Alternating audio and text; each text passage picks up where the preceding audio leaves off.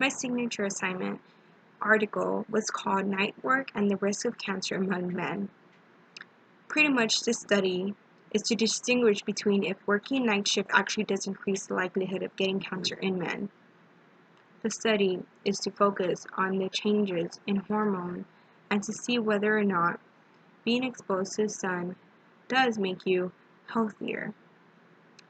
The melatonin hypothesis remains the most widely cited etiological mechanistic pathway for the putative increased risk of cancer among night shift workers. To address this issue, we assess whether night work was associated with an increased risk of cancer at several sites in context of a large population-based case-control study on occupational factors and cancer carried out in Montreal, Quebec, Canada in the 1980s among men with quite different occupational profiles. A separate regression model was fitted for each type of cancer. Each model included a set of known or potential non-occupational and occupational confounding factors specific to each cancer type. Age, ancestry, educational level, family income, and responding status were included in all models. Other covariates retained for one or more of the cancer types included birthplace, coffee, tea, beer, alcohol consumption. Also, occupational exposure such as asbestos, body mass index, recreational and occupational physical activity, and having a smoking history. There were three variables that consisted with smoking, which were how many number of cigarettes a year of smoking, the number of years since quitting smoking, and or ever smoking. This is important to note because the more exposure one has to their body, the more likelihood they are to develop cancer. This study and other cofactors were taken into consideration in this study. The study's results showed odd ratios and 95% confidence intervals for the various cancer types among men who reported ever having worked at night, as compared with those who ever had. Odd ratios above unity were observed for all cancer sites. Most of these odd ratios were above 1.5.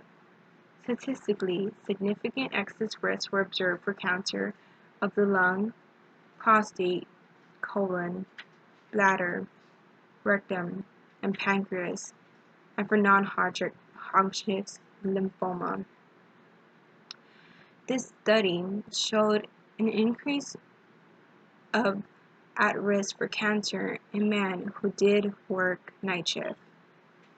The application of these findings are important to note in order to teach others and patients the importance of living a healthy lifestyle. This is also important to teach those who work the night shift. Of course, it is not possible for one to simply quit their job and only work during the day, but it is possible to eat better and not intake as many carcinogen drugs in our body on a daily basis. The least exposure one has to themselves, the more likelihood they are to prevent any such cancers from ever occurring. This is also important to know for those who are exposed or have a family history of cancer, that they should avoid and live a healthy lifestyle. Professionally, this is important for nursing due to the amount of hours nurses work and the lack of sleep they get. Although we will continue to always work, but it is important to eat healthy and not smoke to level out the chances of getting any form of cancer. It is also important to try to decrease the amount of caffeine one intakes on a daily basis. Personal use of these findings will give importance on the ability to have a regular sleep pattern and to limit other exposures. Personally, I have dealt with a night shift due to my boyfriend having night shift. In my eyes, I saw how deteriorating it was to watch someone have to deregulate their body and regulate themselves to a lifestyle that was not easy to adjust to.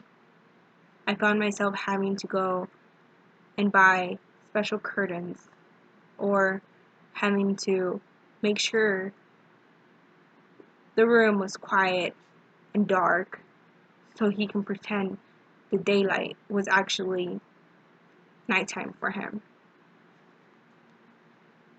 Although he tried to stay healthy, he was always tired and was never able to eat at home and relied on eating fast food throughout that year. He also was able to see that this night shift job allowed him to get anxiety, unfortunately, and therefore he ended up having to deal with those kind of issues as well. Will we know if this put him at risk for cancer later on in the future? No, but I did see how unhealthy it was on his body.